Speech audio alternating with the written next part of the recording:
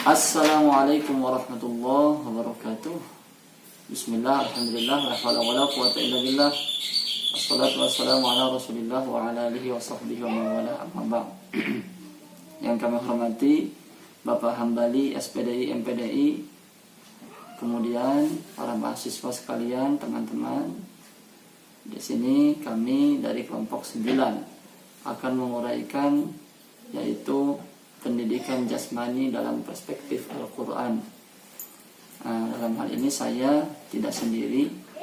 Saya Nukman Sabit, NPM 130119205, ditemani oleh teman-teman saya yaitu Salsabila Indah dengan NPM 130119198 dan juga Windy Aprilianti dengan NPM 130119193. Pertama-tama saya akan sedikit menguraikan tentang pengertian pendidikan.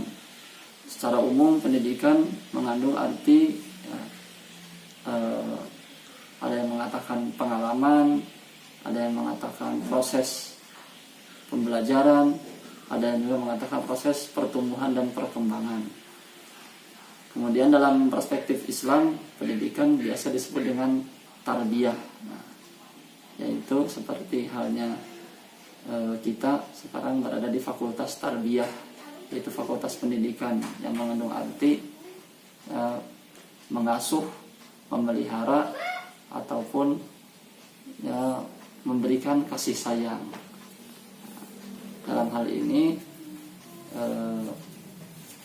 pendidikan juga disebut dengan ta'lim dan ta'dib. Pengertian itu sudah terangkum dalam kata tarbiyah, karena ta'lim dan ta'dib yang muaranya sama, yaitu mengajarkan atau memberikan adab atau akhlak. Kemudian pengertian jasmani. Jasmani secara umum bisa dikatakan sebagai berasal dari air mani, yaitu air mani dari laki-laki bertemu dengan sel telur dari wanita, dari perempuan, kemudian membentuklah suatu fisik atau jism yang disebut dengan jasmani. Artinya pendidikan jasmani adalah suatu proses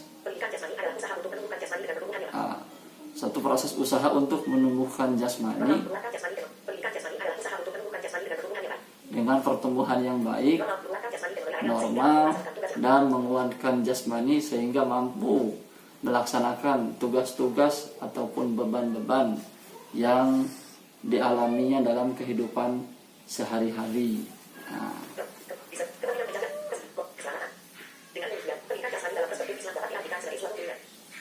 Oleh karena itu, dalam perspektif Islam, pendidikan jasmani adalah suatu bimbingan menurut ajaran Islam untuk mengajarkan dan mengarahkan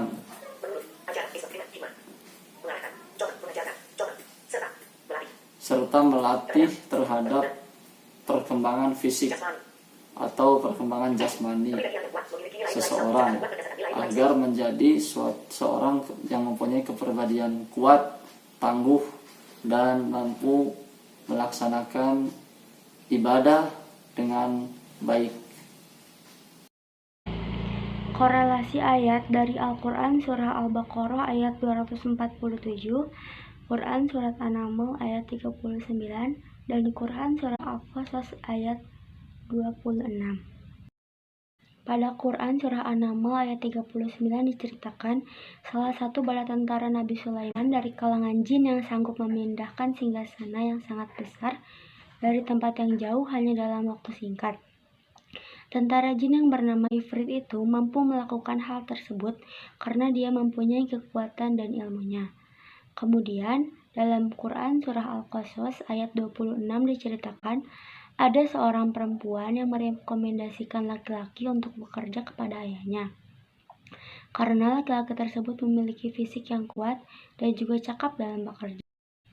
Sedangkan dalam Quran surah Al-Baqarah ayat 247 disebutkan, seseorang yang menjadi pemimpin itu tidak cukup dengan ilmu, namun harus dibarengi dengan fisik yang kuat.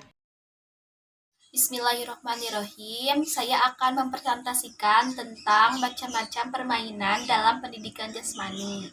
Yang pertama yaitu permainan yang dicintai dan diridhoi Allah Subhanahu wa taala, yaitu adalah berkuda dan memanah.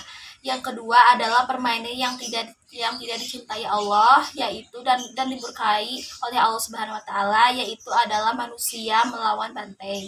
Yang ketiga yaitu bentuk permainan yang tidak dicintai dan tidak dibenci Allah, yaitu adalah seperti berlomba lari, berenang, dan gulat. Adapun manfaat memelihara jasmani, yang pertama yaitu menjaga kesehatan, yang kedua yaitu menguatkan jasmani, yang ketiga yaitu mendapatkan pahala yang berlimpah. Menurut Ibnu Qayyim, sarana yang tepat bagi pendidikan jasmani adalah syiar dalam bentuk ta'budiyah atau beribadah yang telah diperintahkan oleh Allah atas hamba-hambanya seperti sholat, puasa, dan haji. Jika ini dikerjakan dengan ikhlas karena Allah, maka semua itu akan bermanfaat bagi ruh dan badan. Kesimpulannya untuk keseluruhannya yaitu adalah pendidikan jasmani adalah salah satu proses pendidikan yang dilakukan secara sadar sistematik melalui berbagai kegiatan jasmani dalam rangka memperoleh peningkatan kemampuan dan keterampilan jasmani, kecerdasan, dan pembentukan karakter. Dalam penetapan hukum, Islam selalu memperhatikan dan memperhitungkan kesehatan umatnya. Islam juga tidak membanding manusia kecuali sesuai dengan kesehatan dan kemampuan fisiknya. Beberapa ibadah dalam Islam juga mengandung unsur oleh tubuh, salat misalnya.